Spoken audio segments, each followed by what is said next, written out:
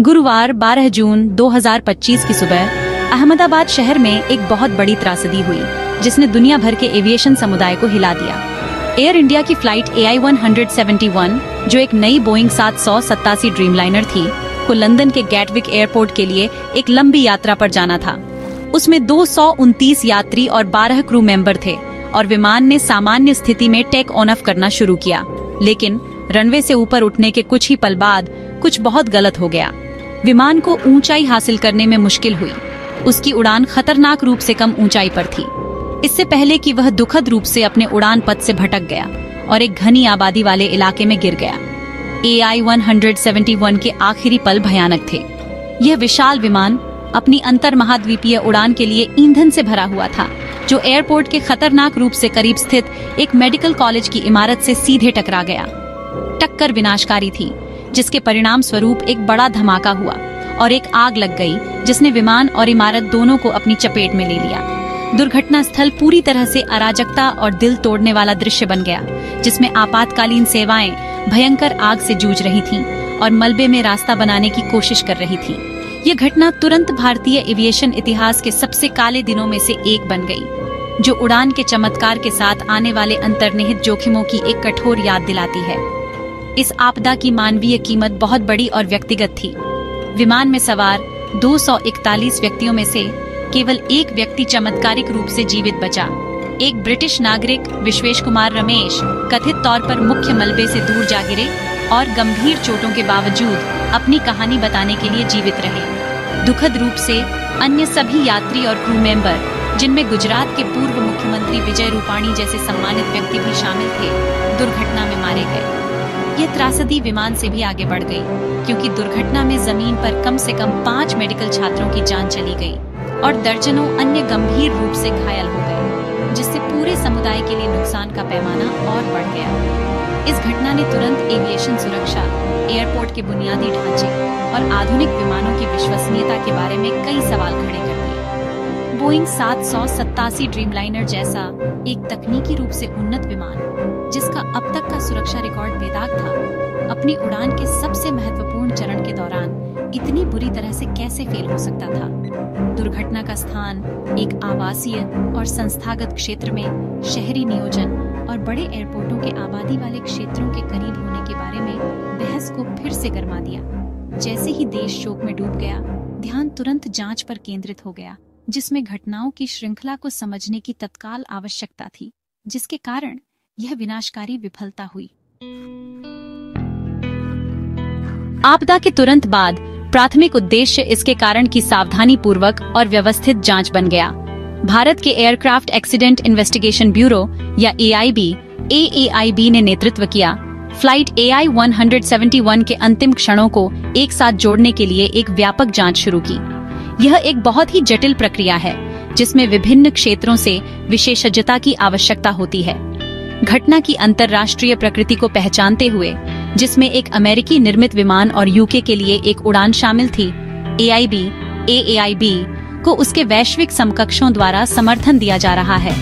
अमेरिकी राष्ट्रीय परिवहन सुरक्षा बोर्ड और यूके की एयर एक्सीडेंट्स इन्वेस्टिगेशन ब्रांच ने तकनीकी सहायता और निरीक्षण प्रदान करने के लिए अपनी टीम भेजी है। किसी भी हवाई दुर्घटना की जांच में एक महत्वपूर्ण सफलता फ्लाइट रिकॉर्डर, जिसे आमतौर पर ब्लैक बॉक्स कहा जाता है, की रिकवरी है। इन उपकरणों को अत्यधिक प्रभाव और आग का सामना करने के लिए डिजाइन किया गया है। सौभाग्य से अहमदाबाद साइट पर खोज टीमों ने फ्लाइट डेटा रिकॉर्डर और कॉकपिट वॉइस रिकॉर्डर दोनों को सफलतापूर्वक ढूंढ लिया।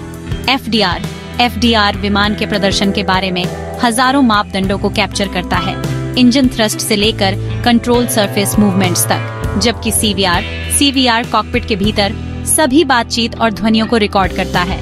ये रिकॉर्डर फ्लाइट डेक पर जो कुछ भी हुआ उसका वस्तुनिष्ठ, अनफिल्टर्ड सच रखते हैं और वर्तमान में विशेषज्ञों द्वारा विस्तृत विश्लेषण की प्रतीक्षा कर रहे हैं। जांच एक दर्दनाक प्रक्रिया है जो कोई कसर नहीं छोड़ती।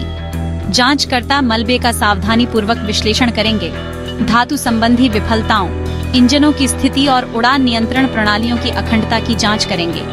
वे विमान के रखरखाव रिकॉर्ड, फ्लाइट क्रू के प्रशिक्षण इतिहास और हाल के शेड्यूल और एयर ट्रैफिक कंट्रोल के साथ संचार लॉग की भी जांच करेंगे। जानकारी का हर टुकड़ा चाहे वह कितना भी छोटा क्यों न हो, एक पूरी तस्वीर बनाने में योगदान देता है। ब्लैक बॉक्स से मिली जानकारी को गवाहों के बयानों, वीडियो फुटेज और दुर्घटना स्थल से मिले भौतिक साक्ष्यों के साथ सहसंबद्ध किया जाएगा, ताकि दुर्घटना के क्रम को सटीक रूप से फिर से बनाया जा सके। जबकि दुनिया निश्चित उत्तरों का इंतजार कर रही है, एविएशन समुदाय अपनी सांसें रोके हुए है। एफडीआर और सीवीआर के डेटा से प्राथमिक कारण के पहले स्पष्ट संकेत मिलने की उम्मीद है, चाहे वह यांत्रिक विफलता, मानवीय त्रुटि, एक बाहरी घटना या कारकों का संयोजन हो। विमान के निर्माता बोइंग ने जांच में अपना पूरा सहयोग देने का वादा किया है, अधिकारियों को तकनीकी विशेषज्ञता और सहायता प्रदान कर रहा है। जब तक एआईबी अपनी प्रारंभिक निष्कर्ष जारी नहीं करता, तब तक कारण के बारे में कोई भी चर्चा विशेषज्ञ अटकलों के दायरे में रहती है, जो अब तक उपलब्ध सीमित साक्ष्यों द्वारा निर्देशित है। जैसे जैसे जांचकर्ता पर्दे के पीछे काम कर रहे हैं, एविएशन विशेषज्ञों ने उन संभावित कारकों का सार्वजनिक रूप से विश्लेषण करना शुरू कर दिया है, जो टेक ऑन ऑफ पर ऐसी विनाशकारी विफलता का कारण बन सकते हैं। एक सिद्धांत विमान के ओवरलोड या अनुचित रूप से संतुलित होने की संभावना के इर्द गिर्द घूमता है। एक विमान का वजन और गुरुत्वाकर्षण केंद्र सुरक्षित टेक ऑन ऑफ के लिए महत्वपूर्ण है। यदि कार्गो, यात्रियों और ईंधन का वास्तविक वजन गणना किए गए आंकड़ों से काफी अधिक हो गया, खासकर अहमदाबाद की गर्मी के उच्च तापमान में जो हवा को पतला बनाता है, तो विमान को पर्याप्त लिफ्ट उत्पन्न करने में मुश्किल होगी। इससे धीमी चढ़ाई या कम ऊंचाई पर भी एक वायुगतिकीय स्टॉल हो सकता है, ऐसी स्थिति जिससे उबरना लगभग असंभव है। एक और प्रमुख सिद्धांत और एक जिसके ऐतिहासिक उदाहरण है, एक विनाशकारी बर्ड स्ट्राइक है।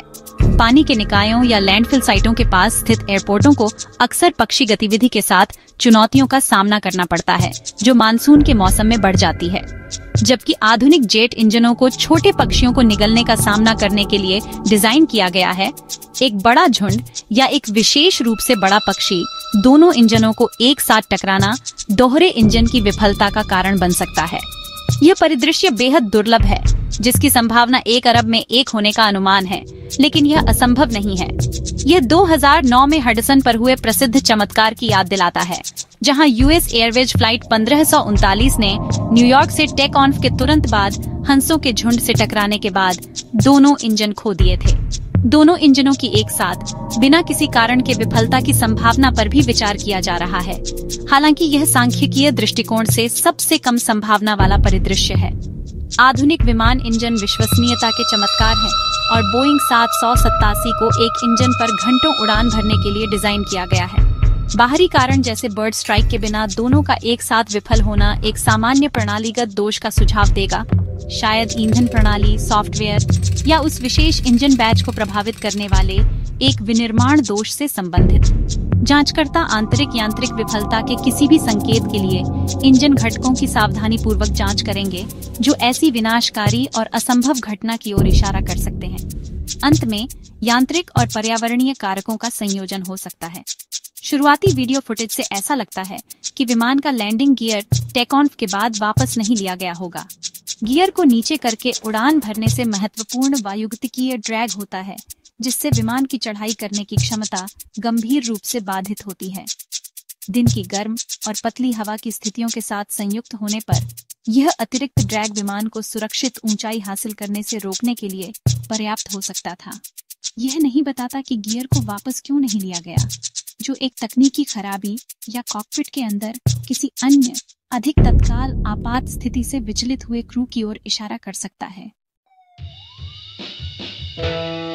अहमदाबाद त्रासदी विशेष रूप से परेशान करने वाली है, क्योंकि इसमें बोइंग 787 ड्रीमलाइनर शामिल है, एक ऐसा विमान जिसका अब तक 1 दशक से अधिक समय पहले अपनी शुरुआत के बाद से 0 मृत्यु दर का रिकॉर्ड था।